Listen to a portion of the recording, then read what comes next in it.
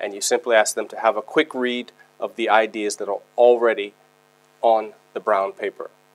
You ask them, if you see anything here that you particularly agree with, you strongly agree with, give that idea a green dot. If you see anything here that you feel very strongly negatively about, give that idea a red dot. So they're going through with their pens, kind of having a quick read of these ideas, not looking at each and every one, and looking and putting their red and green dots on the ideas. The practitioner's job is to kind of engage. If someone puts a green dot on an idea card, simply come over and say, you know what, why did you place that dot on that card?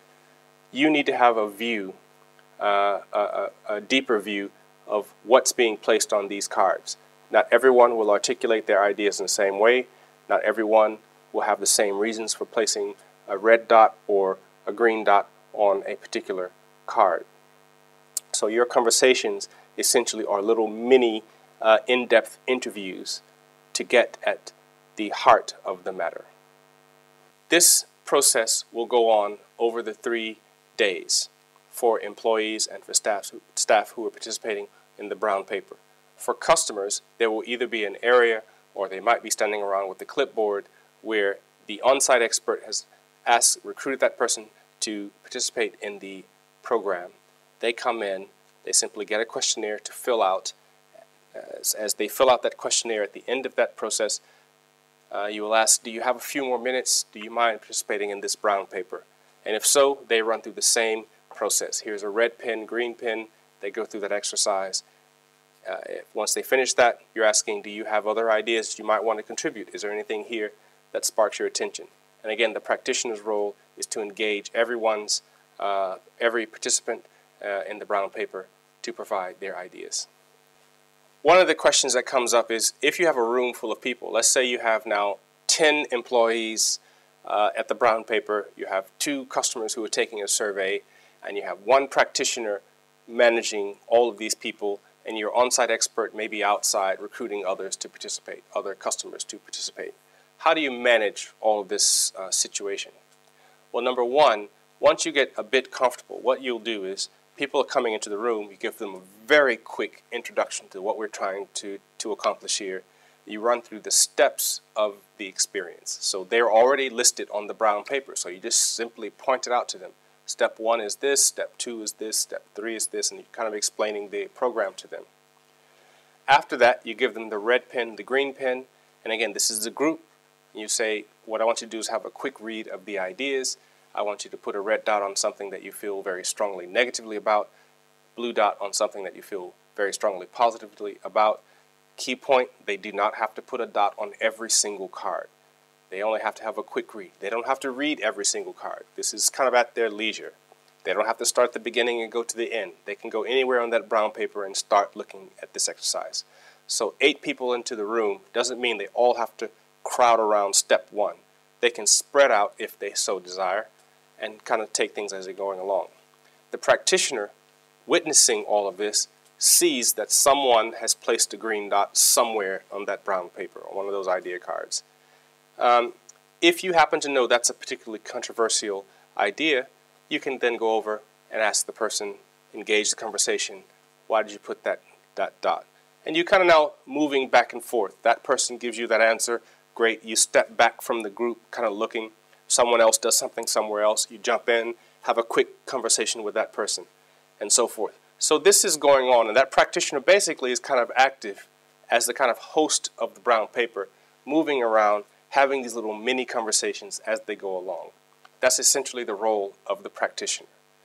The other thing that you'll be doing as a practitioner is this.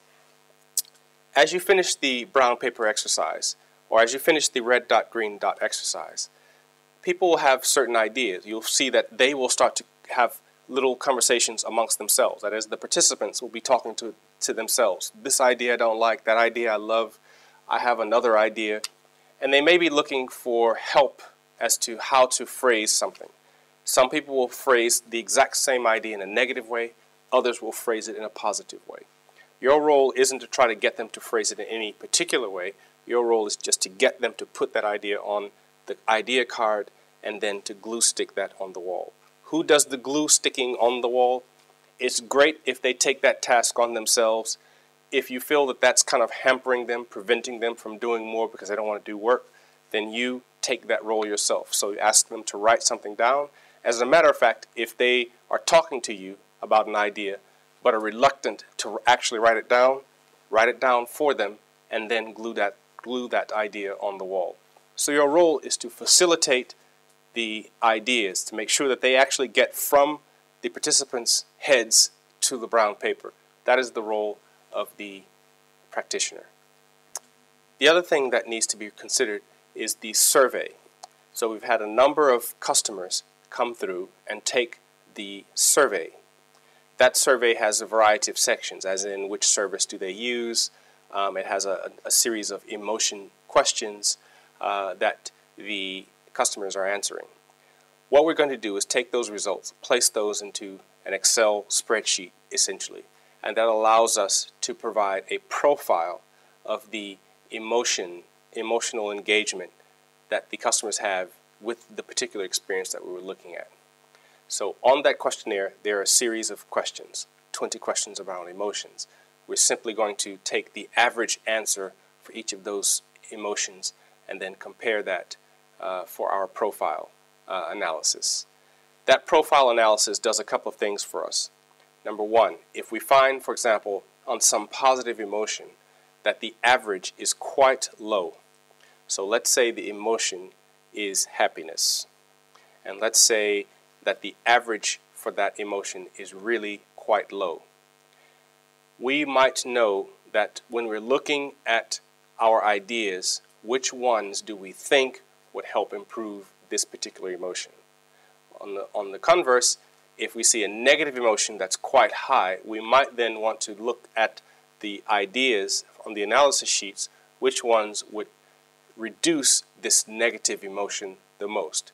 So we're trying to compare and make the link between the emotional engagement and the ideas that we've received in the brown paper, in the assessment.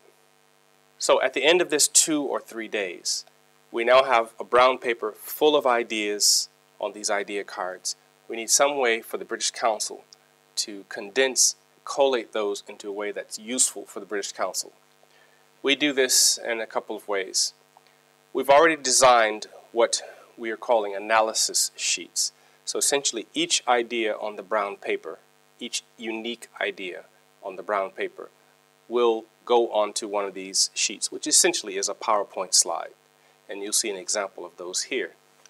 In this slide, we have the title, we have the evidence for the idea, we have other comments that may have come from customers, and we can see how many red dots, green dots the idea had. The red dots and green dots are just indicative of how employees and customers felt about that idea. Obviously, an idea that was placed in the first hour on day 1 has much more opportunity to get lots of red or green dots than the last idea that was placed on day 3. So the red dots and green dots are indicative, they are not absolute. We just look at those to see which ones, it gives us an indication of which ideas are controversial, easy, no-brainer wins, or absolutely not. It's just indicative.